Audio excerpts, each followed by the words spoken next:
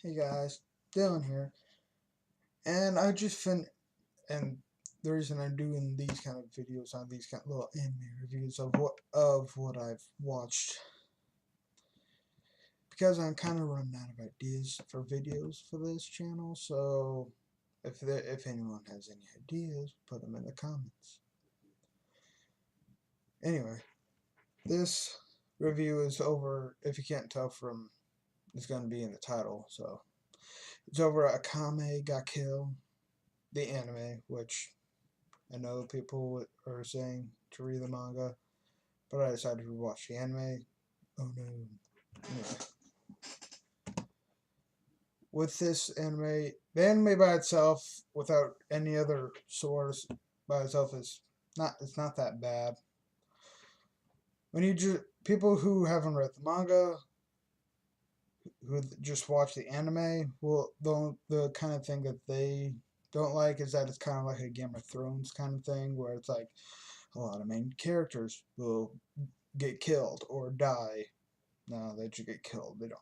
Oh, they die, but they're killed by other people. And so that's one of the things that makes kind of this anime more unique, because it literally kills. Well, wait, I shouldn't say anything. Well, I should say that by now, if people see these reviews, they're going to see that it's mainly be filled with spoilers of these anime, so they should just, maybe I'll put in the title. I don't know. Anyway, the this kind of Game of Thrones kind of thing that happens in this is what makes it more unique than others, because there's stuff like Attack on Titan, which there are characters that get killed off all the time in there, but not a lot of them are truly main characters. And until later in the manga, but that's not going to happen until maybe like season 4 or 5, probably. Anyway, but the difference between that and this for a Game of Thrones kind of thing is that these characters that you see will die. A lot of the characters you will see, most of them are going to die. That is a irrefutable fact, at least in the anime. I don't know what happens in the manga, but I do plan on reading the manga because I know there are things that have happened that are different. There are plot holes. There's, according to what I've looked up, is that not only not plot hole, yeah, so sort of plot holes, but there are things that are missing from the manga there are things that they skipped from the manga in it, not in the anime, and they kind of went ahead of the manga. They were going ahead of the manga, and they kind of I think it said that they kind of made their own ending to it. I think, but that's kind of why I want to read the manga for this. At some point, I'll start reading it. But one of the things that very well caught my eye. Is that even a sentence? No. Something that caught the biggest thing that caught my eye was these different characters. A lot of them you hate, a lot of them you like. All these different personalities that you see, mainly in the two main groups that are fighting against each other. Uh, the assassin group, that's the main focus, which is Night Raid. I think, yeah, Night Raid, yeah, and the Jaegers. And all these different characters to start with Night Raid. All these different characters like Akame. I'm gonna say these names wrong. Akame, Shile. I'm sorry if I'm saying these names wrong. Mine. Now I know I said that one right because I kept hearing it say mine. That would get confusing. in English, saying the name mine. Bulat, Leone, Lubbock, Legenda, Chelsea. I hope, is that how they say it? Chelsea? I think so. And Susanoo, which is technically a member of Night Raid, but it's also a organic Imperial arms weapon for that is Legendas, who is the main, who's basically the captain of Night Raid. Sorry if I'm looking down a lot because I have this on my phone. This is not scripted except just plot points here. Anyway, a lot of these different characters, at first when you first meet some of the people from Night Raid, they kind of appear as like they're the enemy, which of course you find out later you're not. They're not the enemy. They're the ones that are fighting the enemy. Oh, did I forget one? Oh yeah, I forgot the main person who's centered around this story. That's technically it should have been Akame, but they kind of centered it around Tatsuki. Please, I pray I said that right. Tatsuki. Damn it.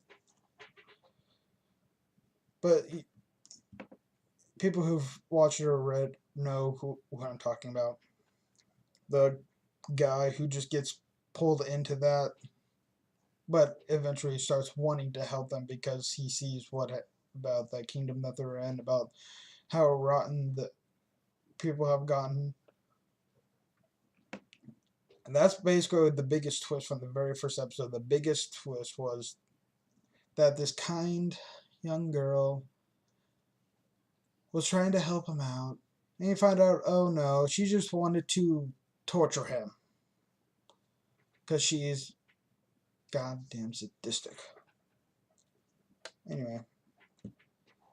All these different characters though in Night Raid. Some of them come after other people, but a lot of them have different personalities. Anyway. Up next is the Jaegers, which is who they're fighting against. That group is made up of a bunch of characters.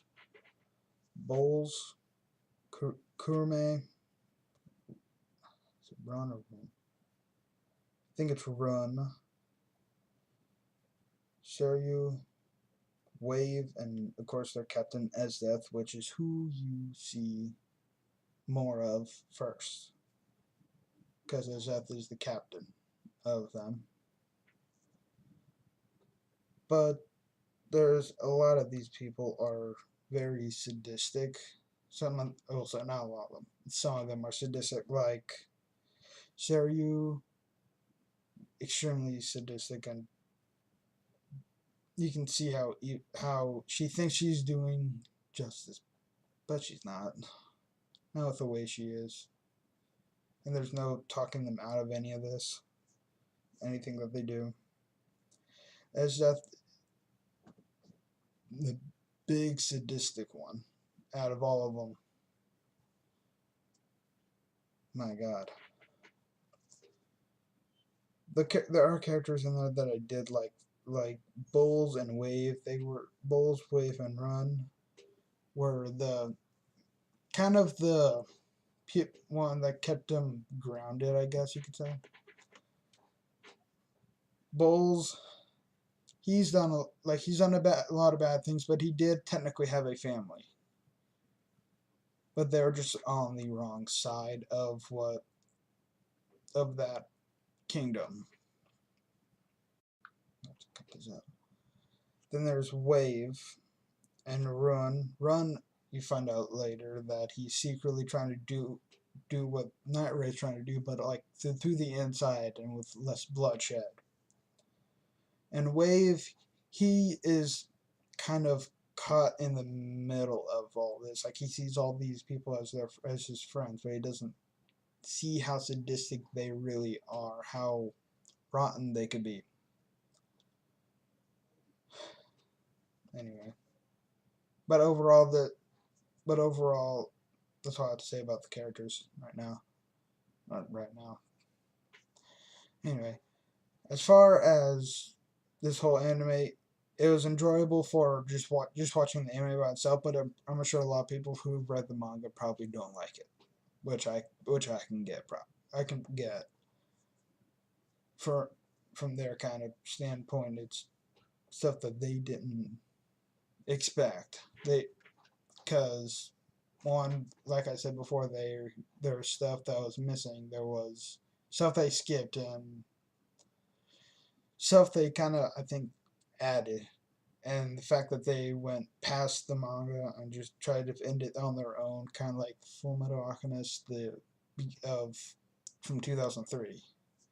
Only I think this one was the manga was more closer to the end than when Fullmetal Alchemist was going on, but whenever they were doing the anime for this, comparing them, anyway.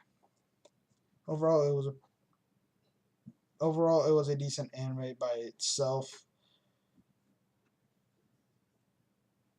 Yeah. Anyway, if you like this video and you want to see more anime or manga otaku kind of content, want to consider subscribing, and I'll see you in the next video. Bye.